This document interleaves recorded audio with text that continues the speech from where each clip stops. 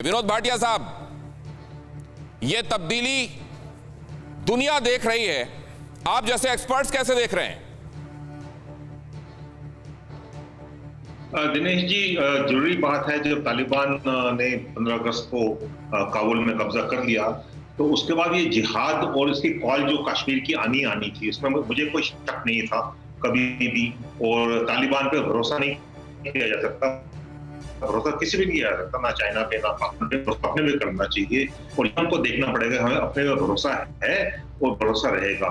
मैं नहीं समझता कि इस समय पे जो है, अगर तालिबान कुछ करना चाहे, इतना आसान होगा तालिबान के लिए। पहले उनको जो है अपनी हालात अंदरूनी ठीक करनी पड़ेगी, फिर ये फैलेगा पाकिस्तान पे और अपने भारत पे जब ये आएगा, तो हमारे पास अभी बहुत इफेक्टिव काउंटर इंफिल्ट्रेशन ग्रिड है कश्मीर में।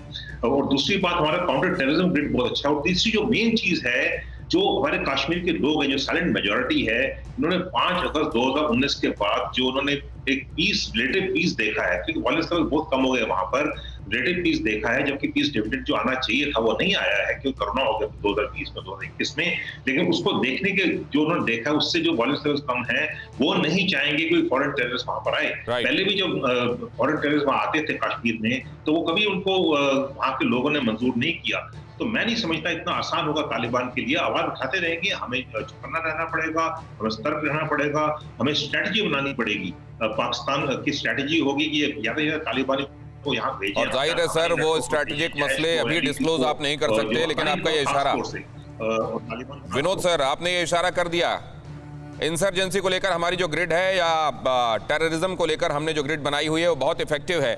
और आपने ये भी इशारा कर दिया कि हमको अपने आप को स्ट्रेटेजिकली और ऊपर ले जाना होगा, और वो ऊपर क्या होगा वो आप लोग जानते हैं और उसको डिस्क्लोज नहीं करना चाहिए, वो भी मैं समझता हूं। लेकिन अब RSN सिंह साहब के पास जाऊंगा। RSN सिंह साहब, हमारी खुफिया एजेंसियां लगातार भांप रही हैं, सूंघ रही हैं, देख रही हैं, खबरें, इंटेलिजेंस इनपुट्स हम तक लगातार पहुंच रहे हैं।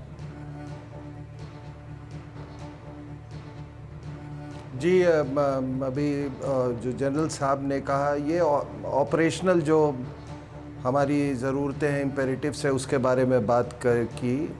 लेकिन उससे ज़्यादा कहीं महत्व जो अभी जो सामरिक जो दृश्य, जो स्ट्रेटजिक पिक्चर जो इमर्ज कर रही है, वो ये है कि उन्होंने ये कैन ऑफ वॉर्म्स खोल दिया, डब्बा खोल दिया, जिहादी कीड़ों का डब्बा खोल दिया। और चारों तरफ ये कीड़े अभी आपको देखने को मिल रहे हैं, हिंदुस्तान में भी मिल रहे हैं। तो मैं ये बात को, यहाँ कोई पाकिस्तानी चैनल पे नहीं है, मैं बात को मैं छुपा नहीं सकता, इस पर नज़रअंदाज नहीं किया जा सकता कि यहाँ भी कीड़े आप देख रहे हैं। आपके टेलीविज़न चैनल्स पर भी कई लोग आते हैं, और भी चैनल्स पे हम जाते हैं, तो ये एक फ़र्क तो पड़ेगा। क्योंकि पूरी तालिबान की जो वैचारिक बुनियाद है, जो आइडियोलॉजिकल है, वो फाउंटेन इंडिया में है। ये कहने में शर्म क्यों आती है लोगों को?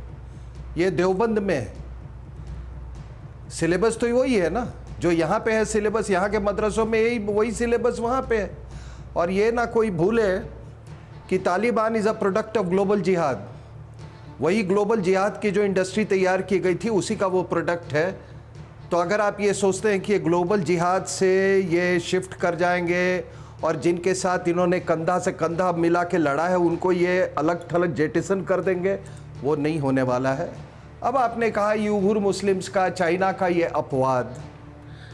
अब मुझे तो नहीं समझ में आता कि चीन इतना तो बेवकूफ़ नहीं है कि एक तरफ यूगुर मुस्लिम्स का डी रेडिकलाइजेशन कर रहा है, और दूसरी तरफ यहाँ पर ये रेडिकलाइज एलिमेंट्स को और बूस्ट करेगा।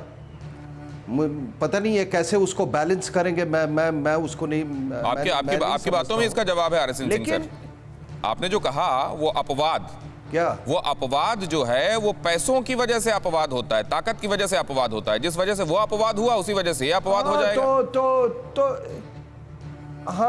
तो ये आपने बिल्कुल सही कहा। 1400 साल से यही रूप रहा है जिहाद का, उम्मा का, सभी का। आप इतिहास जो लोग हैं वो पढ़ ले। और मैंने तो हमेशा कहता हूं कि आप कह रहे हैं कि एक इंटेलिजेंस के बैकग्राउंड के होने के नाते इतना मैं आपको ज़रूर कह देता हूं कि आपके पास कुछ थोड़े डॉलर्स हों, थोड़े AK-47s हों, थोड़े बच्चे हों, आप अफ़गानिस्तान में बहुत सारे तालिबान खड़ा कर सकते हैं। और कहानी अभी ख़त्म नहीं हुई है। फिक्र आपकी, सोमवार से शुक्रवार रात 9 बजे सिर्फ TV9 भारतवर्ष पर।